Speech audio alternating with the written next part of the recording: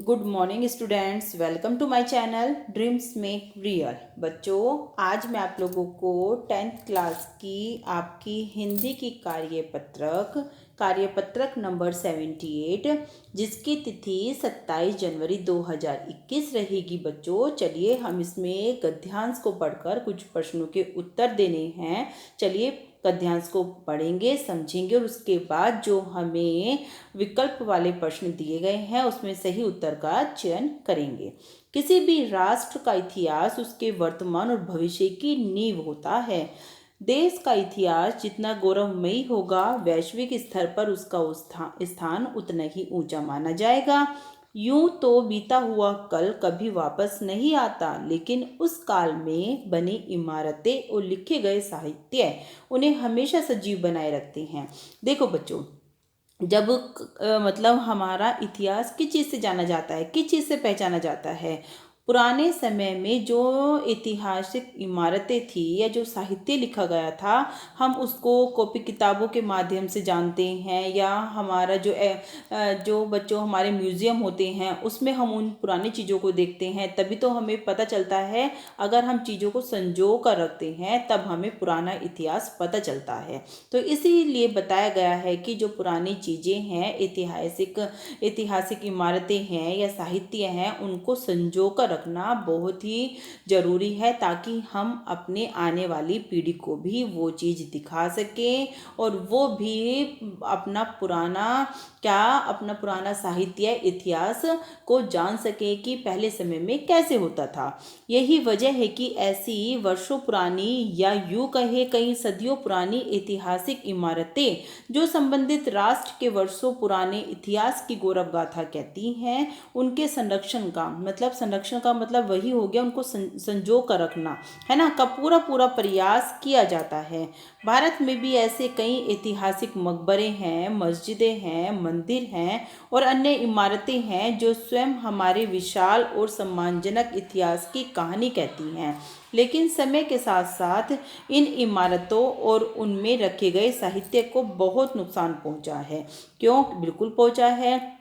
कितनी बार प्राकृतिक नेचुरल तरीके से हमारी जो इमारतें हैं या जो भी मंदिर मस्जिद पुरानी चीज़ें हैं वो नष्ट हुई हैं। उनमें क्या हुआ है, उनमें बच्चों बहुत ही हार्श उनका हुआ है, या प्राकृतिक तरीके से तो हुआ ही है, लेकिन मानव साधनों से भी बच्चों, जैसे कि हम जनसंख्या बहुत ज़्यादा बढ़ती है, जिसके कारण भी हम क्या कर देते हैं, ऐतिहासिक इमारतों को नुकसान पहुंचाते हैं, है ना। तो मानवीय तरीकों से भी हमारी पुरानी चीज़ों को बहुत नुकसान पहुंचा है। हमने भी परवाह किए बगैर उन अनमोल धरोहरों को मनमाने ढंग से खंडित किया है। बिल्कुल यही बात मैंने आपको समझाई है कि हम जाने अनजाने में उनको बहुत नुकसान पहुंचाते हैं। लेकिन यह भी सत्य है कि वक्त रहते समय हमने अपनी भूल को पहचान लिया है और अपनी विरासत को संभालने की दिशा में कार्य करना शुरू कर दिया है। पुरानी हो चुकी जर्जर इमारतों की मरम्मत की जाने लगी है। उजाड़ भवनों और महलों को पर्यटन स्थल बना उनकी चमक को बिखेरा गया है। किताबों और स्मृति चिन्हों को संग्रहालय में जगह दी गई है।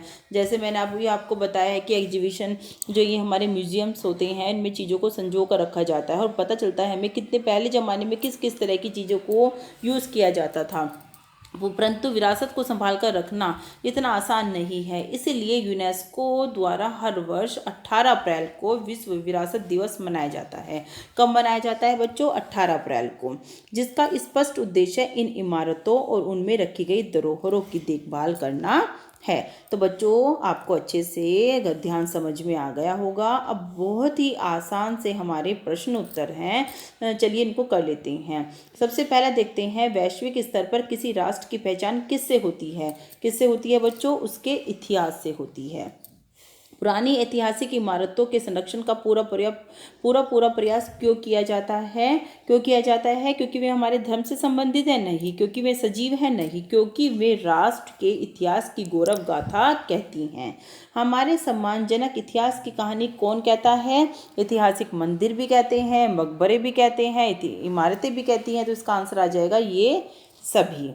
चौथे नंबर का प्रश्न देखते हैं। समय रहते हमने अपनी किस भूल को पहचान लिया है? अपने विरासत के प्रति जो हम उदासीन हो गए थे उसको पहचान लिया है। इतिहास किनसे सजीव बना रहता है? पेड़ पौधों से नहीं, इतिहास और साहित्य से, कहावतों से, आने वाले कल से। इतिहास इमारतों और साहित्यों से सजीव बना रहता है। और आगे देखते हैं।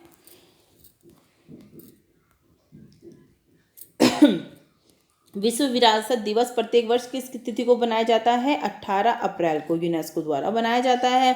विश्व के प्रसिद्ध ऐतिहासिक स्थलों और इमारतों के संरक्षण के लिए कौन सी वैश्विक संस्था काम कर रही है? यूनेस्को। तो बच्चों, इस तरह से बेहद आसान से प्रश्न उत्तर थे, जो विकल्प ये थे जो हमने कर लिए हैं और गद्यांश को भी समझ लिया है। तो बच्चों, जल्दी से अगर आप चाहते हैं कि आप आने वाली वीडियो भी टाइम से पहले कर सकें और अपने फ्रेंड्स को शेयर कर सकें और कमेंट कर सकें, तो जल्दी से वीडियो को लाइक, चैनल को सब्सक्राइब और बेल आइकन हिट करना। थैंक यू बच्चों।